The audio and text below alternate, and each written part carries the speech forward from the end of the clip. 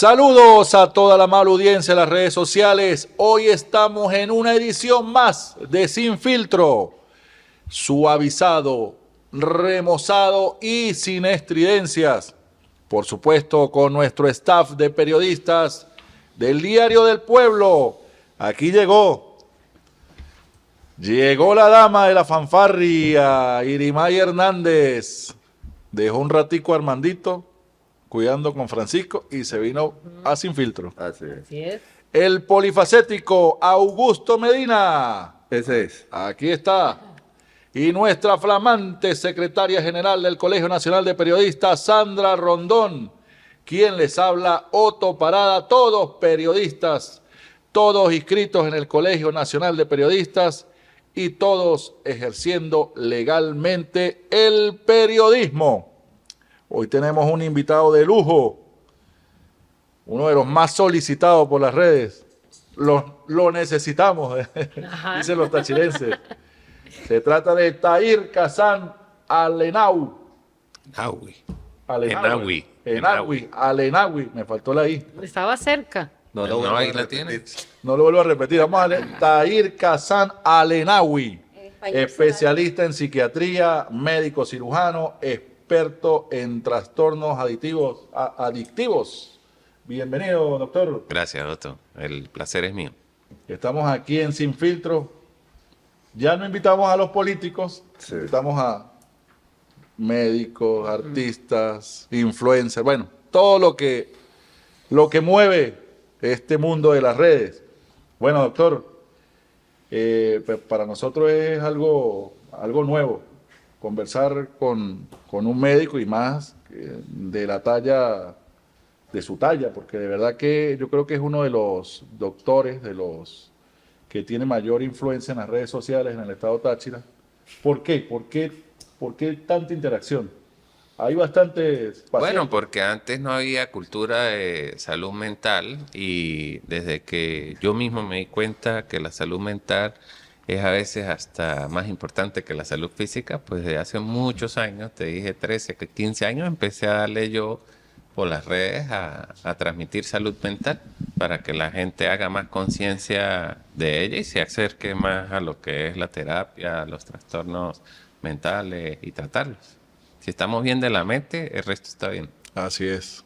¿Cómo está Irimay? Hola, ¿cómo está, Otto? Hola, mis amiguitos, a todos, por supuesto, a nuestra audiencia, bueno, ya aquí de vuelta, con los hierros bien pulidos, porque vamos con todo. Así es.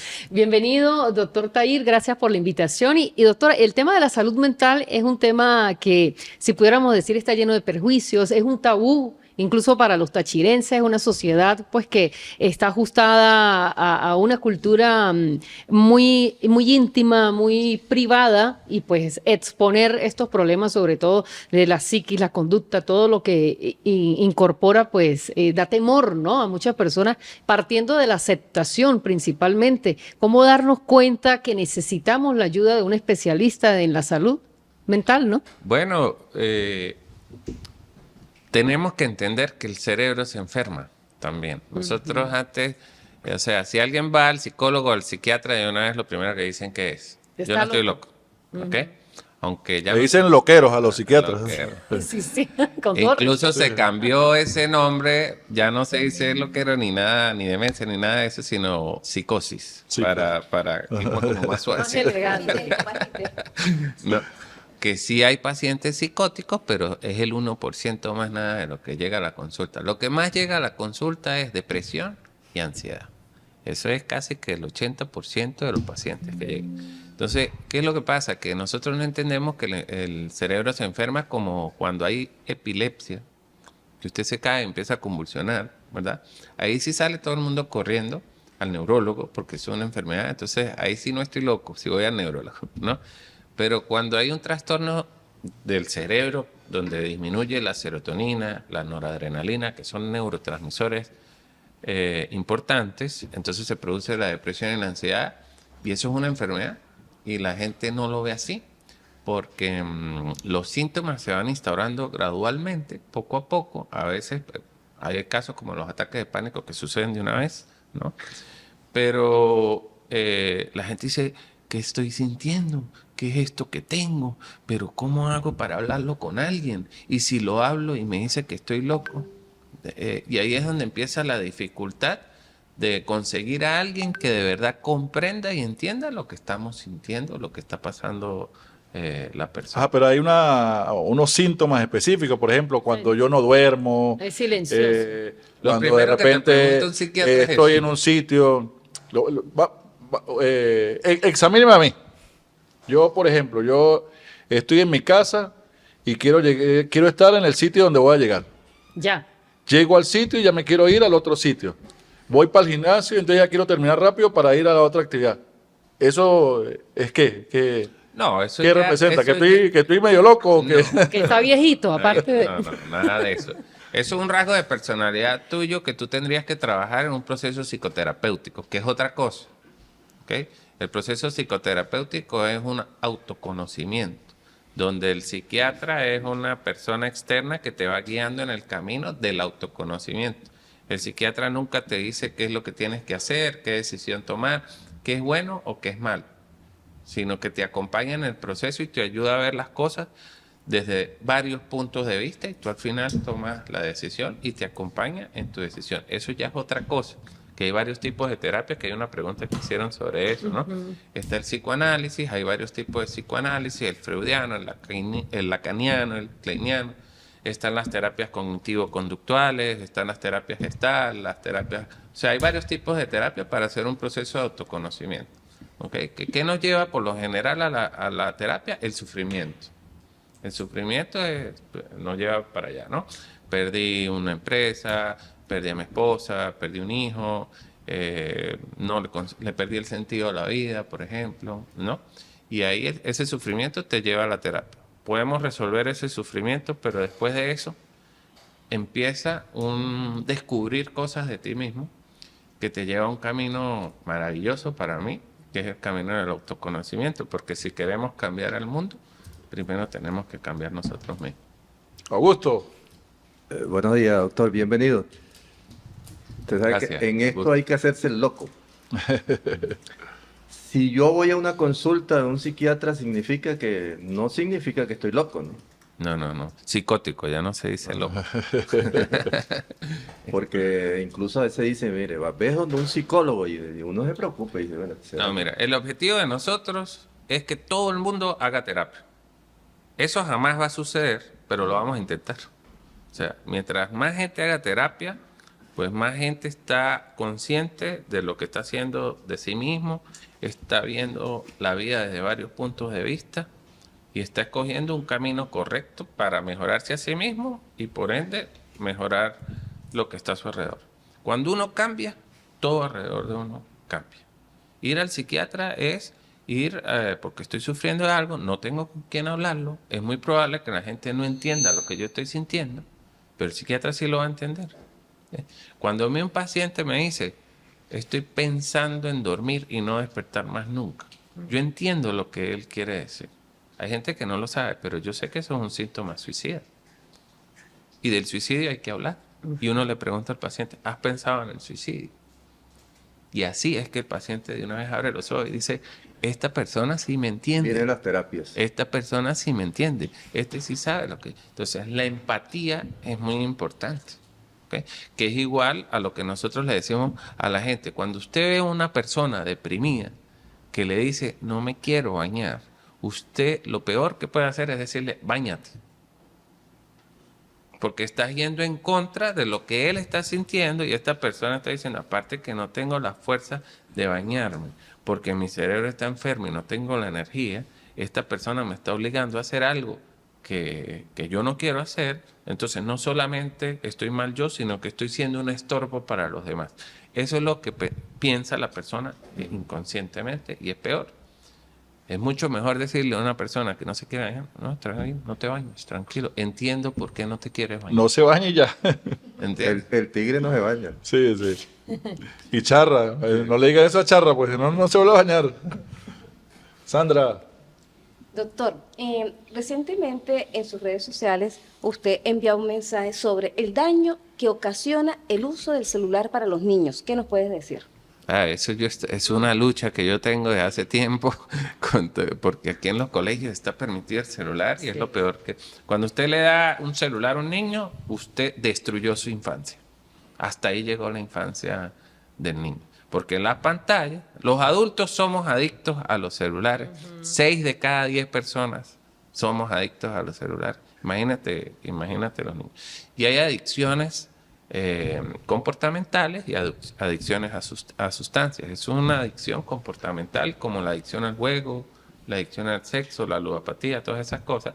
Bueno, pues en los niños estamos estimulando, la pantalla hace el mismo efecto dopaminérgico del placer que produce cualquier sustancia. Entonces, Como un vicio. Sí, un vicio.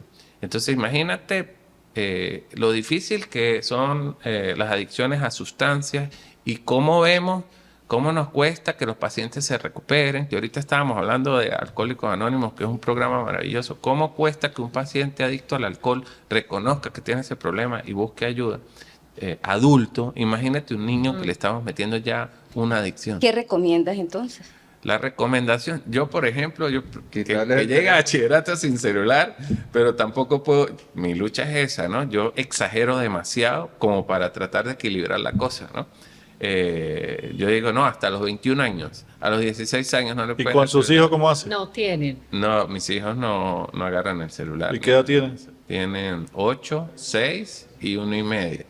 Pero esa es una lucha incluso en mi casa. En mi casa con ellos, porque, bueno, los niños tienen que jugar, que salir, que agarrar su juguete, que bajar a la piscina, ir al parque. Eso es lo que un niño tiene que hacer, ¿no? El juego simbólico, porque el juego es lo que hace que el niño imagine y la imaginería crea la psique de ese niño. Como nos criaron a nosotros. Claro, esa fue la mejor crianza, ¿no? Ya no juegan metra ni Entonces, trompo. claro, ¿qué pasa? Que antes estábamos en las calles, salíamos en la bicicleta, ahora poco a Juegos poco. tradicionales. Entonces ya ahora nos ya fuimos no. encerrando ahora en apartamentos, 4 paredes y tal, y un televisor, y entonces la adicción al televisor y después los celulares, y ya Y se llega a sitios donde todos están con el teléfono celular. Sí. Todos. Exacto.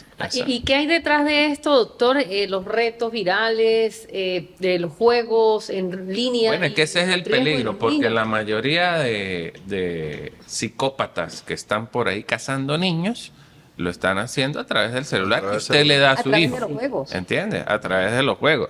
Entonces te empiezan a mandar plata al niño, le empiezan a mandar mensajes y tal, y tú ni siquiera sabes quién es la otra persona y el niño se engancha. Sí, porque es fácil de manejarlos. Claro, o sea, eso es un peligro tremendo. Cuando usted le da un celular al niño y que se mete en Oye, una ya el red mundo social- está reaccionando. Estaba leyendo que en Australia van a prohibir Ajá. tener el uso del celular hasta los 16 años. 16 Sí, años, bueno, en Y aquí Suiza también, precisamente el presidente y en también Noruega. anunció Sí. que no iban a aceptar los celulares. en Mira, las yo en el escuelas. colegio de mis hijas estoy haciendo esa lucha. La directora me dice, no podemos hacer nada porque no hay ninguna ley, ¿no? Pero ojalá y salga una ley de prohibir los Sí. celulares en el colegio. Sí, es verdad. Porque Sí, ya lo eso es- anunciaron, ya lo anunciaron. Ojalá. Yo estoy a favor de esa ley. Pero ese caso de Portuguesa, de Ibarina, varios intoxicados, se conectaron Con y... el crunch, sí, crunch. Sí, por un reto que hay con el Bueno, celular. Hubo varios retos donde hubo Pero- niños fallecidos, Sí. y todos suicidios y todo eso. O sea, eso es abrirle una ventana a ese niño a un mundo de gente psicópata desconocida. Y que de paso el celular disminuye la memoria. Hasta Yo afectando recuerdo, yo antes tenía buena memoria. Se lo decía aquí sí, es verdad. se lo decía al doctor, al profesor, al director de teatro. Yo hacía monólogos. Ahora, pues yo aprenderme la frase del día, tengo que casi que, o sea, Luego que un número telefónico, no se así sabía es. los Número números de telefónicos. cosa. o sea, Número de sí, teléfono, ¿sabes? Ese sí, tipo. cualquier cosa se le olvida a uno. Ajá. Sí, ¿Por sí, qué? sí. Porque Hasta sumar, restar. por ejemplo, es que yo me quiero comer tal cosa. Y entonces de una vez lo que hago es googlear. Ujú. Entonces esa es la herramienta. O sea, la facilidad. Empecé a leer en estos días El General en su laberinto. Y no duré 15 minutos leyendo. O sea, leía 15 minutos, agarré el teléfono. Agarré el teléfono 30. Ay, O sea, es algo Sí, de verdad ahora. que, o sea, lo saca uno de cualquier lógica, Adicción. lógica humana. Es una adicción, es una adicción. En China hay escuelas para este tipo de adolescentes, de niños, y uno los ve. Yo he visto los videos, los chamos quedan así, no tienen el teléfono y quedan así haciendo. Sí. Doctora, hay otro trastorno que vi recurrente, y bueno, a partir de la pandemia, pues la gente se está cuidando bastante, que es el trastorno de la obesidad. Hay gente que dice, no, es que yo soy un gordito feliz. Y resulta que eso es mentira. O sea, sí, claro, hay una satisfacción casi que orgásmica cuando usted se come una hamburguesa, las papas, una pizza, lo que sea. Pero es que el gordito, uno va a amarrarse los zapatos y no puede. Sí, salud. Cualquier actividad física se le dificulta. Se va para el avión y entonces no puede abrocharse el cinturón. O sea, eso no es nada de felicidad. No. Y hay ahorita muchas herramientas, bueno, las dietas, el balón gástrico, pero la gente sigue siendo gorda. O sea, yo me opero, pero sigo siendo gordo. Claro. ¿Qué hacer para quitarme la gordura de la mente? Mente de gordo. Mira, muchos pacientes que se operan de obesidad sufren lo mismo que sufre el anoréxico, pero al revés. El anoréxico es flaco, pero se ve gordo, ¿verdad? El paciente con obesidad que se opera se vuelve flaco, pero se sigue viendo gordo. Es un trastorno de la percepción. Entonces, por eso es que los cirujanos bariátricos mandan al paciente que se evalúe psicológicamente antes. Es lo correcto, es lo que debería hacer. Porque de nada sirve que usted baje de peso y siga con la misma actitud mental o los mismos hábitos o si yo no sé si tú sabías que aquí había un grupo de comedores compulsivos anónimos. No. Igual que Alcohólicos Anónimos. Vamos a meternos. Sí, pero Vamos a meter a Lorenzo. estaba por aquí bajando del obelisco, ¿no? Y trabajan el mismo plan de recuperación de los 12 pasos de Alcohólicos Anónimos, pero para la comida compulsiva, porque no es dejar de comer, sino dejar de comer compulsivamente, que es lo otro. Cuando hay una adicción, cuando tú comes compulsivamente, tú estás llenando un gran vacío que hay dentro de ti, que tú no sabes qué es porque es inconsciente. Si usted no hace terapia y trabaja ese vacío inconsciente que hay en usted, usted no va a dejar de comer compulsivamente. Es una adicción igual. Sí, claro, porque es que el que se opera, entonces va a comer y pide lo mismo que pedía cuando estaba gordo. Otto está pasando consulta, ¿no? No, es que Por es si la verdad. mosca. Estamos pasando consultas sobre eso. No, de verdad que es un tema mental. O sea, yo Sí. conozco mucha gente que se ha operado, pero sigue siendo gordo. Claro. O sea, demente. Entonces de repente quiere comerse todo y no puede porque el estómago pues no le da o por muchas razones. La mente controla todo, ¿no? Sí, claro. Mire, doctor, ¿cómo diferenciar? Existe la confusión entre psicólogo y psiquiatra. ¿Cómo diferenciar ambas especialidades y cómo saber que lo mío es con un psicólogo o lo mío es con un psiquiatra? Ok, los dos son terapeutas, pueden ser psicoterapeutas, ¿no? El psicólogo es un licenciado que estudia la conducta humana, Ok. ¿no? El psiquiatra, la diferencia es que es médico primero y luego hace la especialidad en psiquiatría.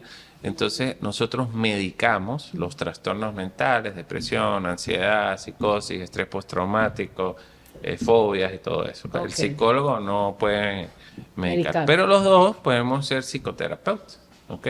El psicólogo tiene que hacer un posgrado en psicología clínica para poder ver pacientes. De lo contrario, se dedica a pasar las pruebas psicológicas, a orientar empresas, de repente las ramas que tome. Si quiere ver pacientes, tiene que hacer psicología clínica, ¿no?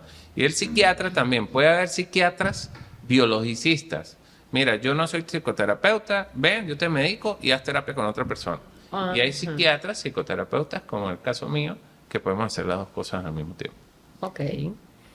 El estrés y la ansiedad, doctor. No son lo mismo, pero el estrés te puede llevar a sufrir un trastorno de ansiedad y es algo que estamos viendo ahora mucho con un síndrome que no sé si lo han oído, que es el síndrome de burnout, ¿no? Que es el síndrome del trabajador quemado. Las personas ahora que están trabajando como una adicción, está lo que se llama workaholic, ¿no? Que en Estados aquí no conozco, pero en Estados Unidos hay Workaholic Anonymous, ¿no? Igualito, los 12 pasos, pero para la adicción al trabajo, ¿no? Viven para trabajar. Viven para trabajar.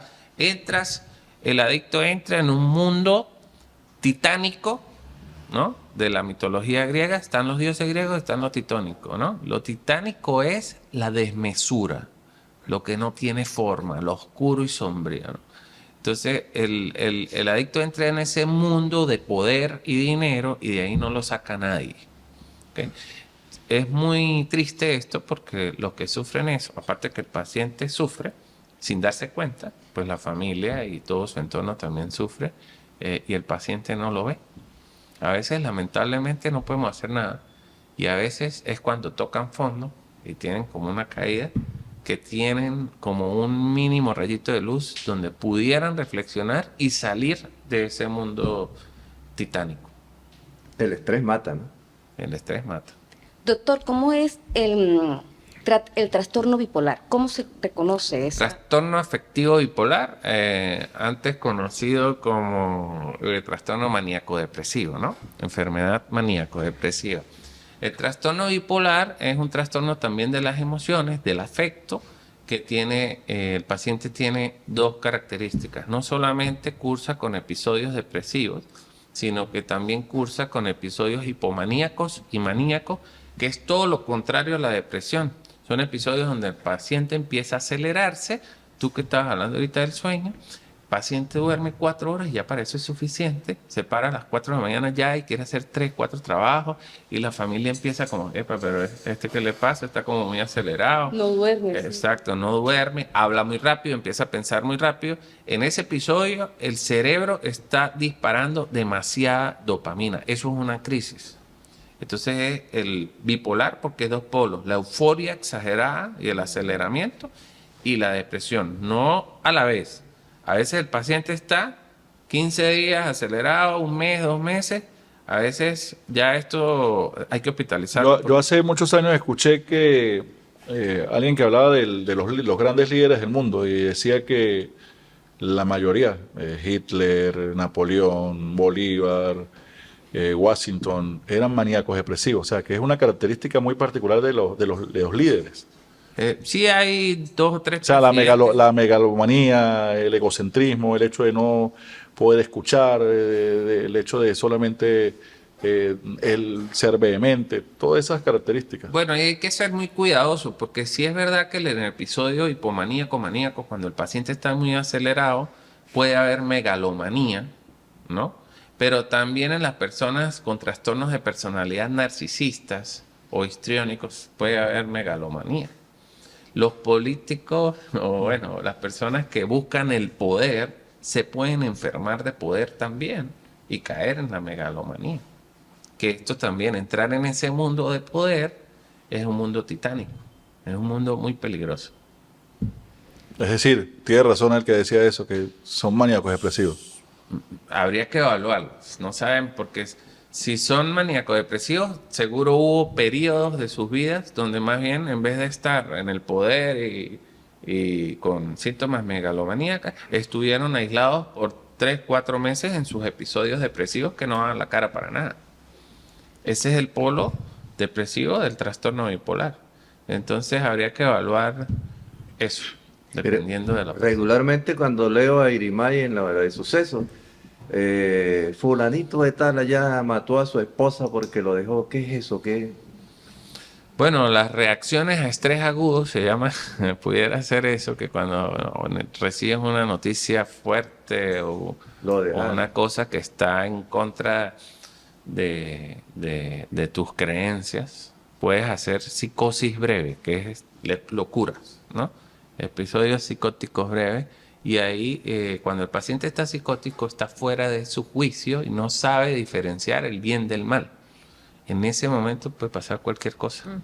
Santana está llena de eso. ¿Entiendes? Y el que no la tenía ya lo desarrolla. Claro. Y una de las emociones que más genera eso son los celos.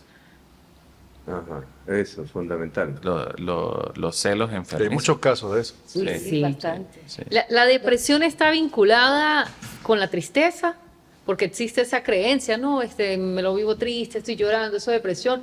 ¿Cuáles son las principales manifestaciones de Muy buena pregunta, Irimay, porque eso lo mismo lo hizo en Instagram una persona ayer que me dice, la tristeza y la depresión se medican. Yo le dije, la tristeza no, la depresión sí.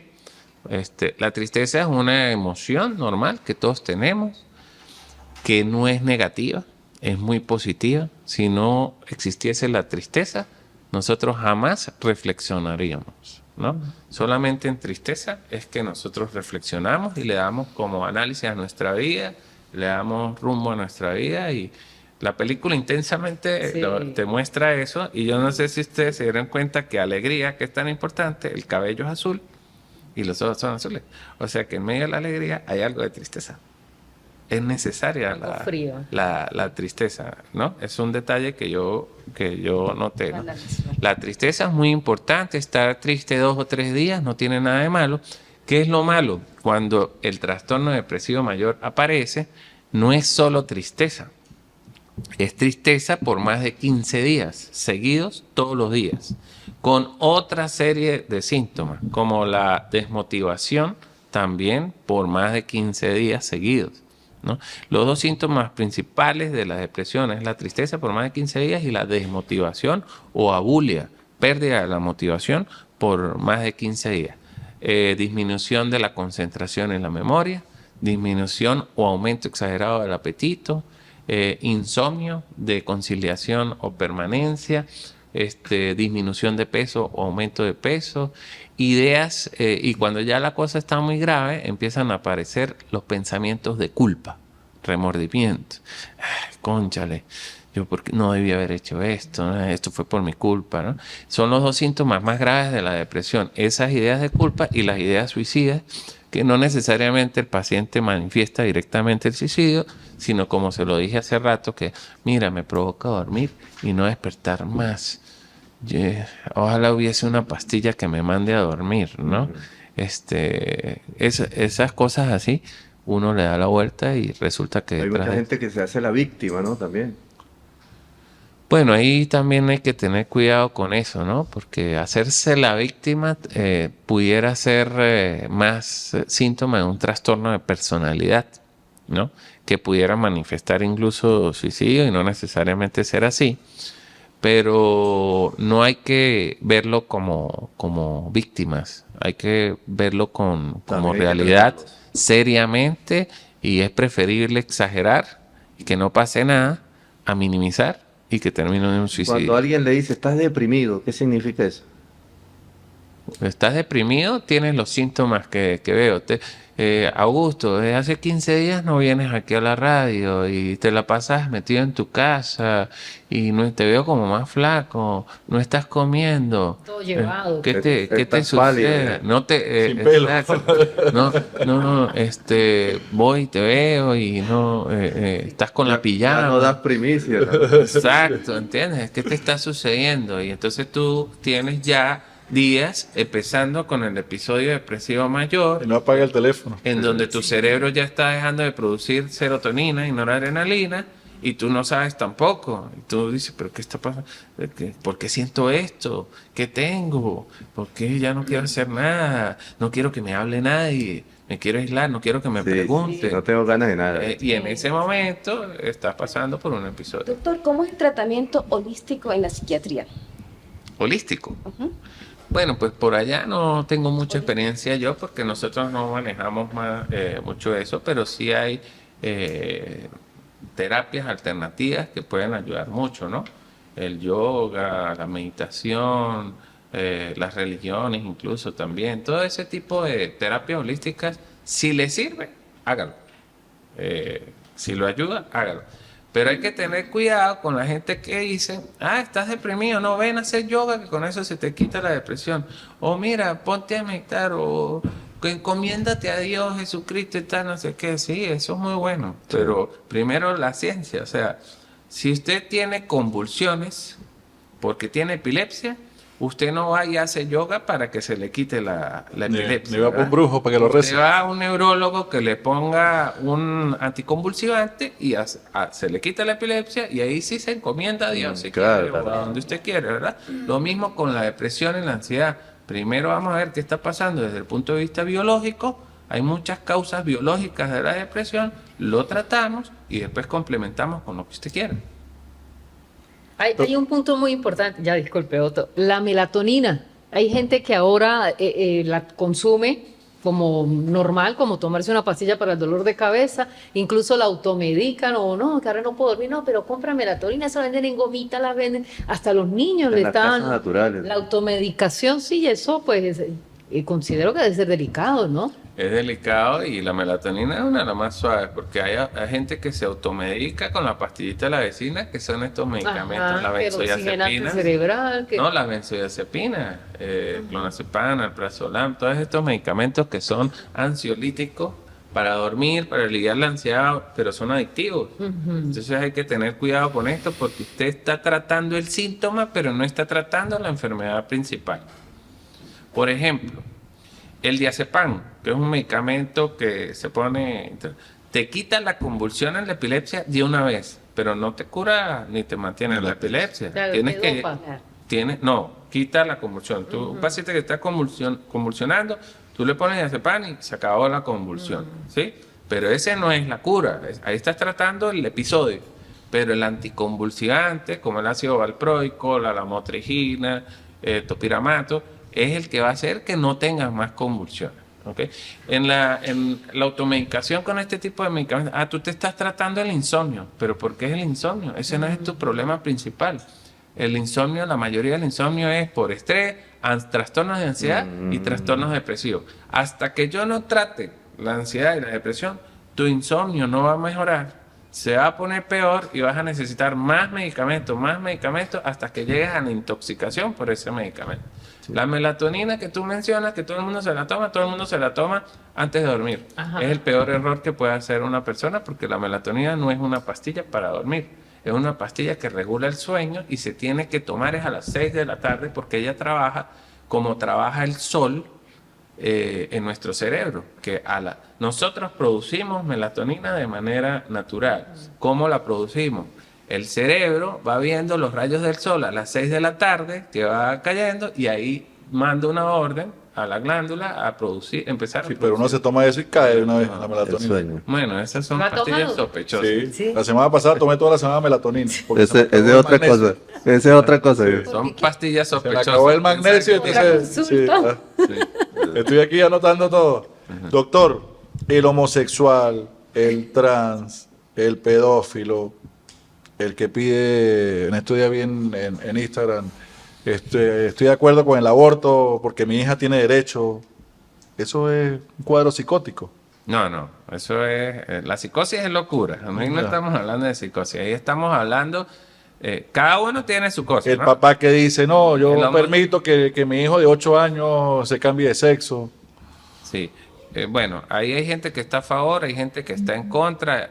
Uno prefiere no hablar, ponerse en una posición neutral ante eso, porque si a mí me llega un paciente transexual, homosexual, por un trastorno depresivo mayor, independientemente de lo que yo piense de eso, yo tengo éticamente que trabajar porque es un ser humano.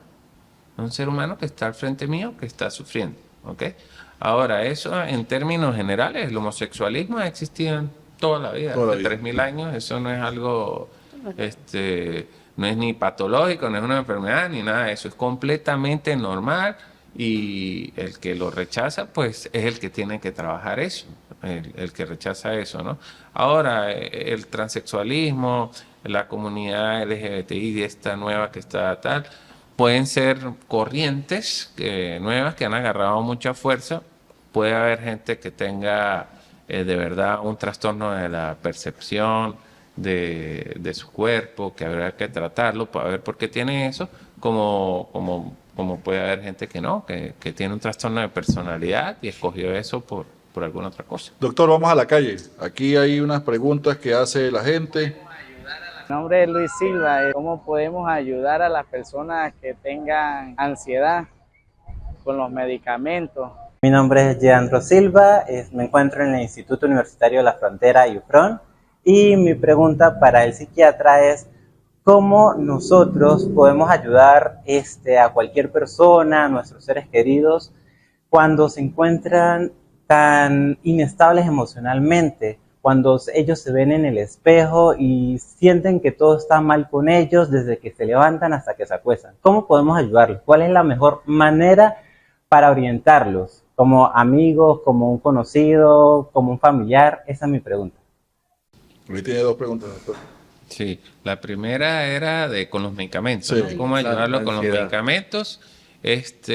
Mire, es buenísimo que el familiar acompañe al paciente a la consulta, porque por lo general cuando lo vemos nosotros en la sala de espera afuera, pasamos al familiar unos 10 minutos para explicarle lo que está pasando con el paciente, porque el familiar no entiende. Y decirle, bueno, mira, si es un trastorno depresivo mayor severo, con ideas suicidas y tal, el paciente tiene que estar hospitalizado. Por razones económicas aquí, pues lamentablemente la gente no cuenta con recursos y tenemos que hacer casi que una hospitalización ambulatoria. Entonces le explicamos al familiar qué es lo que tiene que hacer como si estuviese en una clínica. Es el familiar el que tiene que darle los medicamentos, porque el paciente puede agarrar y tomarse todas las pastillas de una vez y pasar algo, Es peor. algo grave. Y la escucha activa es lo más importante con este tipo de pacientes. Escucharlo a su familiar sin emitir juicios. Es muy importante eso, ¿no? Si el paciente le dice, a veces pienso que la vida no tiene sentido, en vez de decirle, ¿cómo vas a pensar eso, chico, que la vida no tiene sentido? Es decirle, ¿por qué estás pensando eso? O decirle, sí, yo también a veces pienso que la vida no tiene sentido. ¿Ok? Eso es ser empático y eso es dejar, entonces el paciente ahí cuando dice, él me está entendiendo, yo sí puedo hablar con esta persona, guardar silencio y escucharlo y dejarlo que drene lo Que que se tenga desahogue. que drenar, que se desahogue. Pero si la vida sí tiene sentido. Sí, pero en un paciente con para un paciente con depresión mayor no. Y Usted eso sabe, que que hay, entenderlo. usted sabe que hay focus group que se hacen, generalmente evalúan la felicidad de las regiones, ¿no? Por ejemplo, el pueblo venezolano es feliz. En el último focus group de hace como 2 meses, de una empresa bastante prestigiosa, decía que 6 de cada venezolanos son felices, 6 de cada 10. Y en el caso del Táchira, 8 de cada 10 somos felices. En este caso, si pudiera haber una valoración del 1 al 10, desde el punto de vista de lo psicótico, ¿cómo lo evaluaría? Del 1 al 10, De lo que yo opino de su opinión, de los tachirenses. de los tachirenses.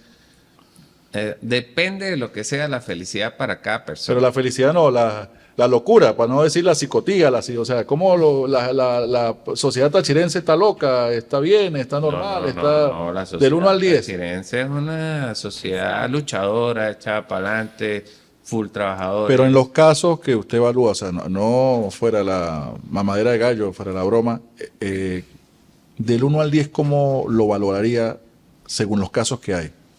O sea, con los casos que usted tiene a diario. Así como valoramos la felicidad es del 1 difícil, del 1 al Otto, 10, porque 6, ¿en acuérdese- qué número la pondría usted? Es que es difícil porque los pacientes que me llegan a mí, ¿por qué me llegan? No porque están felices. Bueno, por eso. Por eso les decía que la tristeza es muy importante, ¿ok? Cuando tú estás alegre, tú no reflexionas. ¿Para qué?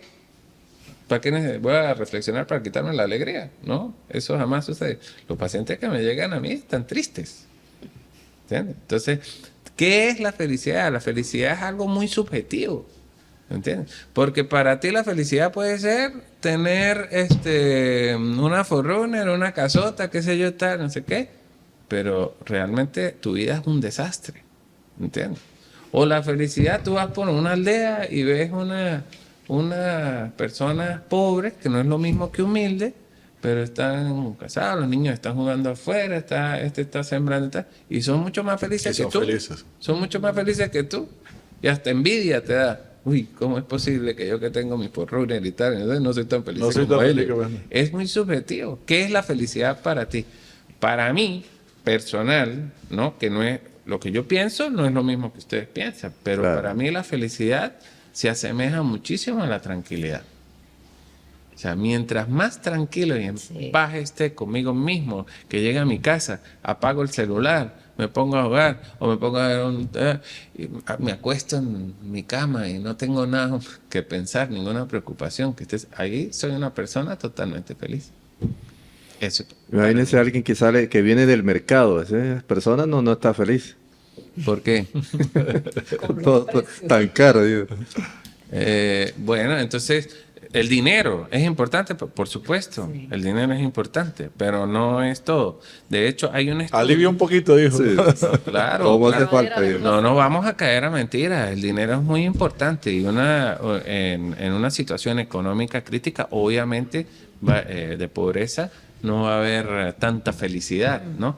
Pero también hay un estudio en Estados Unidos que decía que qué cantidad de dinero, obviamente esto es en Estados Unidos donde los sueldos son mucho más altos, ¿no?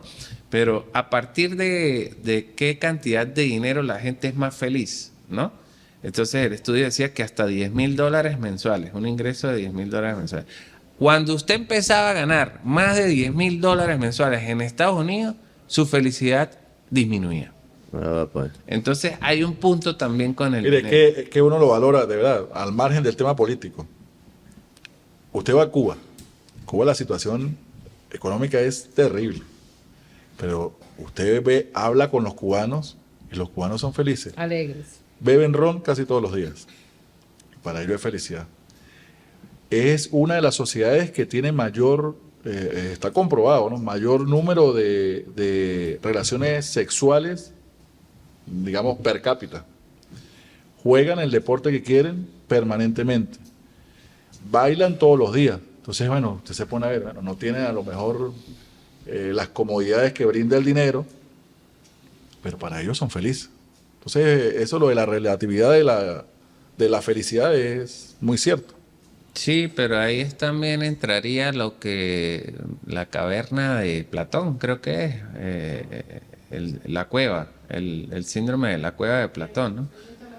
De la caverna, no me acuerdo muy bien cómo es, que si tú no tienes una amplitud de mente, porque eso fue lo que te enseñaron, tú no vas a poder ir más allá. ¿Entiendes? O sea, si tú no sales de la caverna, ¿verdad? Y no conoces qué hay afuera, no vas a pensar que donde tú estás eres feliz.